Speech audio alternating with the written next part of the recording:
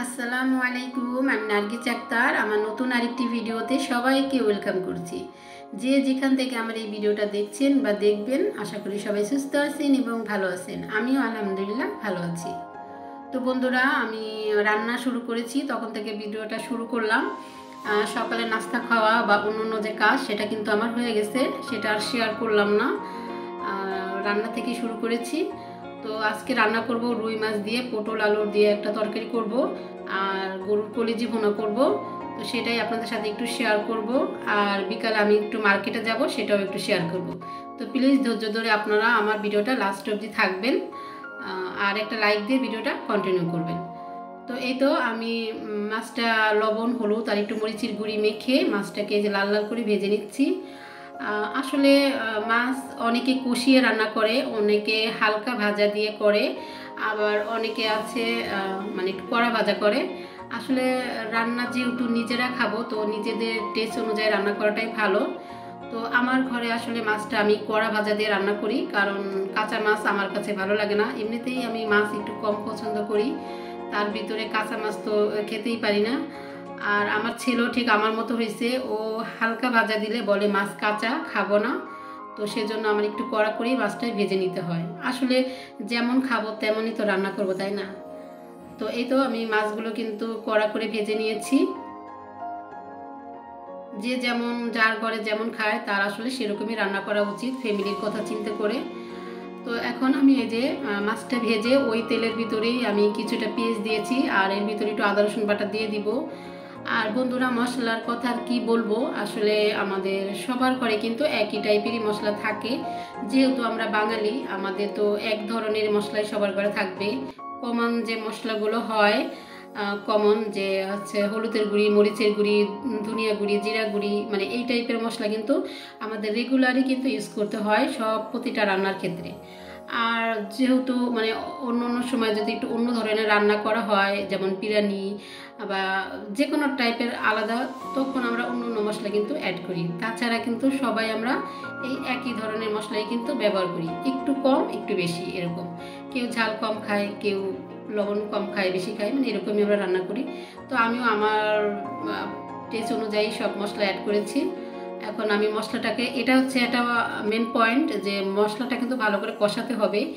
যে যেমন মশলা দেন না কেন সেটা মেটার না, মেটার হচ্ছে আপনি কিভাবে মশলাটা কষাবেন, সেটাই হচ্ছে আসল। মশলাটা কষানোর উপরে কিন্তু আপনার রান্নাটা মজা হবে।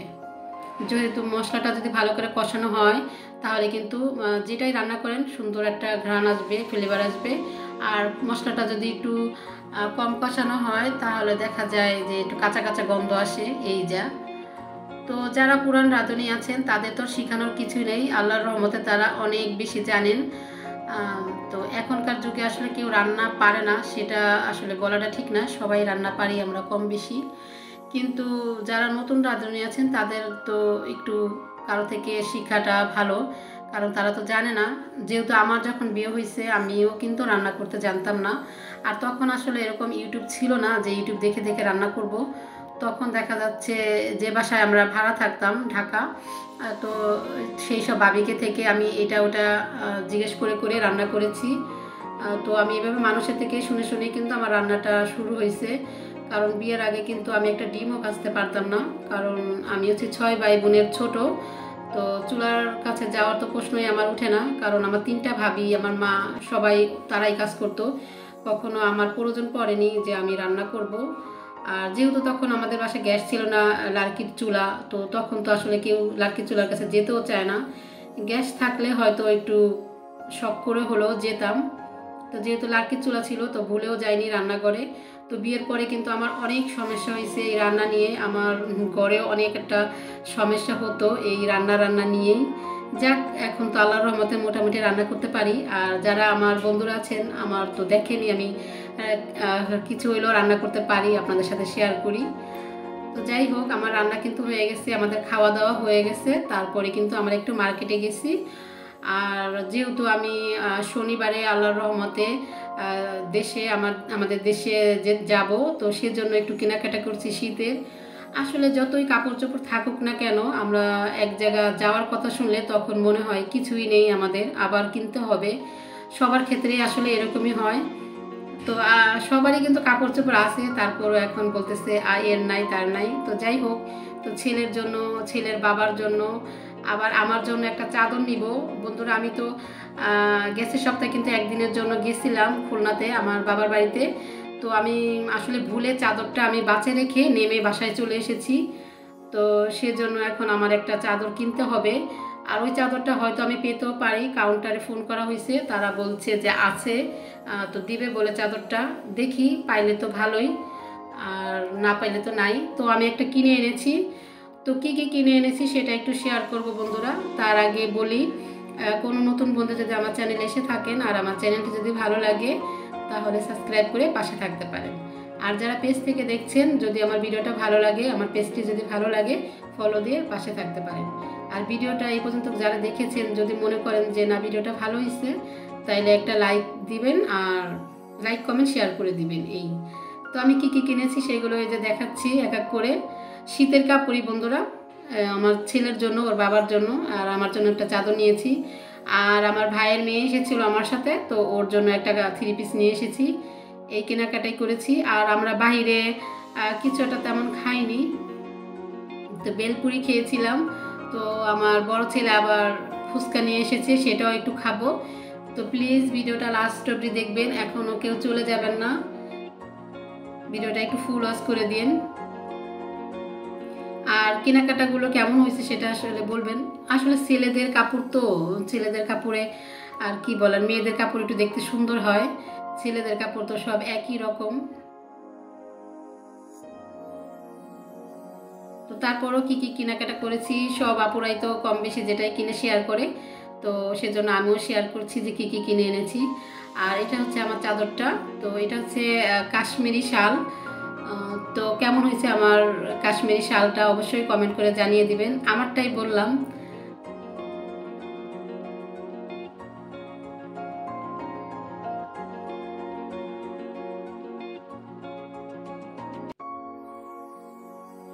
তো এই তো সবার কাপড় দেখানো হয়ে যাচ্ছে। আর এটা হচ্ছে আমার ভাইয়ের মেয়ের জন্য একটা 3 পিস এনেছি। তো আমার ছেলের কাপড় দেখানোই শেষ হচ্ছে না।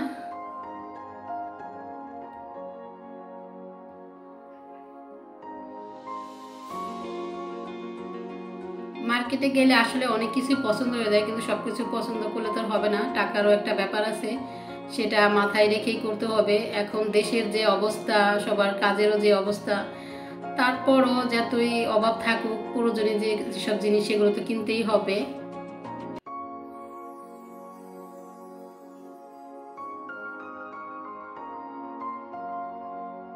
তো ও ছোট মানুষ, সেজন্য ওর জন্য একটু ডিপ কালারই এনেছি।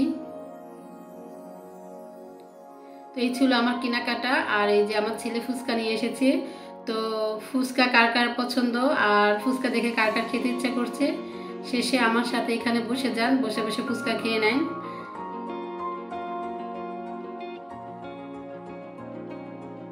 আসলে বাহিরে বসে খেলে সেটা একটু বেশি ভালো লাগে ঘরে আনার থেকে, কিন্তু বাইরে খাওয়া হয়নি, নিয়ে এসেছি বাসায়, যে ঘরে এনে একটু শান্তি মতো খাই। তো এই পর্যন্ত ধৈর্য ধরে যারা আমার ভিডিওটা দেখছেন তাদের সবাইকে অসংখ্য অসংখ্য ধন্যবাদ।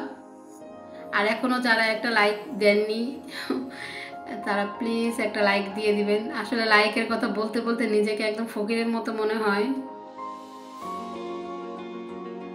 তো এই যে আপনাদের দেখে দেখে কিন্তু আমি খাচ্ছি, আপনাদের লোভ লাগিয়ে দিচ্ছি।